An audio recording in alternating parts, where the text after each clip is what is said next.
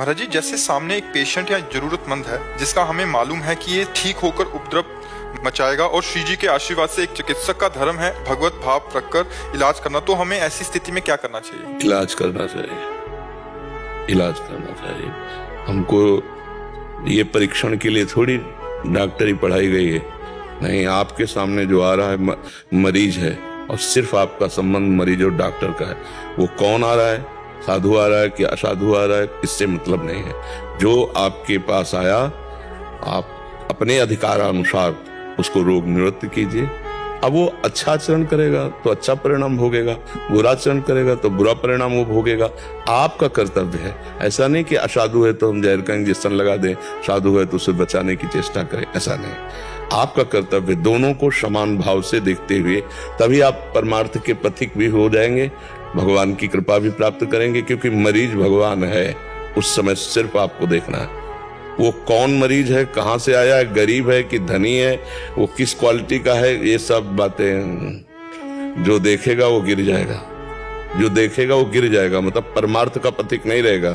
भले धनी डॉक्टर हो जाए लेकिन अशांत और घोर पतन के मार्ग में जाएगा। यही पराया देखते हैं। गरीब है तो उदासीन हो गए, धनी है तो पीछे लग गए। पैसा जहां दिमाग में आया, जहां ये सब बातें दिमाग में, वो फिर सही डॉक्टर का सिर्फ कर्तव्य है, मरीज सामने आया है, ये मेरा भगवान है और मेरा जितना ज्ञान है उसके अनुसार उसको स्वस्थ करना है।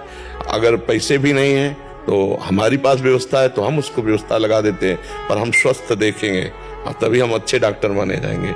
यहाँ कोई प्यार करे ना करे, भगवान प्यार करते हैं ऐसे जनों से, और जिस पर भगवान की कृपा होती है फिर उस पर दुर्लभ क्या रह जाता है, सब कुछ सुलभ हो जाता है। पर ऐसे डॉक्टर बहुत कम है। अर्थ की प्रधानता दिमाग में रख करके जो किया जाता है वो व्यापार होता है, वो कर्तव्य निष्ठा धर्म निष्ठा नहीं होती है। नहीं, यही व्यापार भगवान की प्राप्ति करा सकता है। जैसे डॉक्टर हैं आप, जो भी मरीज आवे, बच्चा, बूढ़ा, जवान, साधु, असाधु, गरीब, धनी, सबके प्रति आपका व्यवहार एक समान होना चाहिए।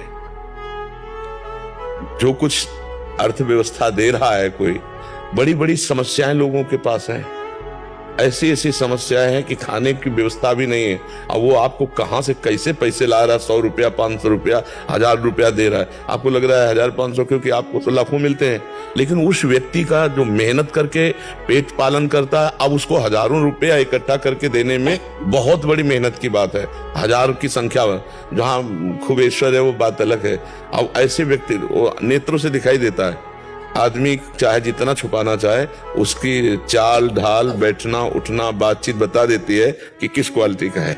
थोड़ी देर के लिए नए कपड़े पहने हैं या वास्तविक वो धनी है, ऐसा पता चलता है। तो जब कोई गरीब आवे तो उसको यदि धनी पुरुष से ज्यादा प्यार करोगे तो भगवान की विशेष कृपा आप पर होगी, विशेष कृपा। धन तो देने वाले हरि हैं, वो जब देते हैं ना तो सबसे बड़ा धन संतोष धन दे देते हैं, और संतोष धन आ गया ना तो सब धन दूर समान। वही महात्मा है जो संतोषी, जथा लाभ संतोष सदा, काहू सो कछ न चाहूंगो। भगवान व्यवस्था बनाते हो, सब व्यवस्था बना देते हैं। जब चूसना प्रारंभ होता, शोषण प्रवृत्ति, ये डॉक्टरी में बहुत खतरनाक है। और सिस्टम लगाए हैं, पैसा चल रहा है, और गरीब आदमी बेचारा खेती बेचेगा, क्या करेगा, कैसे जिएगा। वो तो जो गरीबों से परिचित हैं वो जानते हैं कि गरीबी क्या होती है। जो कभी गरीबी देखा ही नहीं तो क्या जाने गरीबी क्या होती है। इसलिए डॉक्टर हो, भगवान की कृपा है, जो बुद्धि दी गई है उसके द्वारा मरीजों की सेवा करो। उसमें ये नहीं देखना साधु असाधु, गरीब या धनी, ऐसा कुछ नहीं देख। आपके सामने आया हुआ मरीज सिर्फ मरीज है और उसकी। तो मैं जैसे कोई हमारे बाहर नंदी आ गया तो पूरा कटा हुआ है, उसका खून ही खून है, होम्योपैथी के माध्यम से उनका इलाज करके वो चले भी आते हैं, फिर मिलने भी आते हैं। उसमें मतलब इंसान सोचते हैं कि यार ये इंसानों का डॉक्टर है या जानवरों का, लेकिन सभी को एक समान। हाँ, जितनी बुद्धि दे भगवान उसके अनुसार सबको सुख पहुंचाए, यही तो डॉक्टरी की बात है। ठीक है, बस यही था कि अगर किसी का ऐसा आदमी है तो हमें पता कि उसके सबसे पहले हमें ही मारेगा, इसका ट्रीटमेंट है। वही मेरा सवाल था, उपद्रव मचाने वाला तो आपने बोल दिया तो बस ठीक है, सब। तुम्हारे ऊपर हाथ तब उठा सकता है जब तुम्हारा कर्म प्रारब्ध पूर्व आग जाएगा।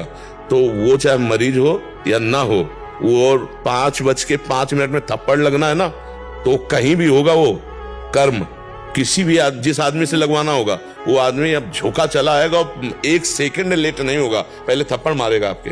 और अगर नहीं मारना है तो आप निश्चिंत हो जाओ, विधान में निश्चिंत हो जाओ। जो विधना ने लिख दिया छठी राव के अंक, राय घटे न तिल बढ़े रहुरे जीव निशंक। एक अपराधी अपराध प्रवृत्ति का है और आप जानते हो, और जब आप उसे निरोग करोगे तो उसके भी हृदय में भगवान बैठे हुए हैं। हो सकता है तुम्हारी इस चेष्टा से उसकी अपराध प्रवृत्ति का ही नाश हो जाए।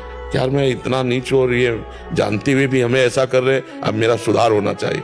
हो सकता है तुम्हारी परमार्थ की एक चेष्टा उसके जीवन को बदल दे। तो पॉजिटिव सोचो, निगेटिव क्यों सोचो। हो सकता है वो इसके बाद जीवन बहुत अच्छा व्यतीत करे। अच्छा, अगर बुरा करेगा तो शासन विभाग है, भगवान है, अपने आप उसको दंड मिलेगा। हमारा कर्तव्य था, हमने अपने कर्तव्य का पालन कर दिया।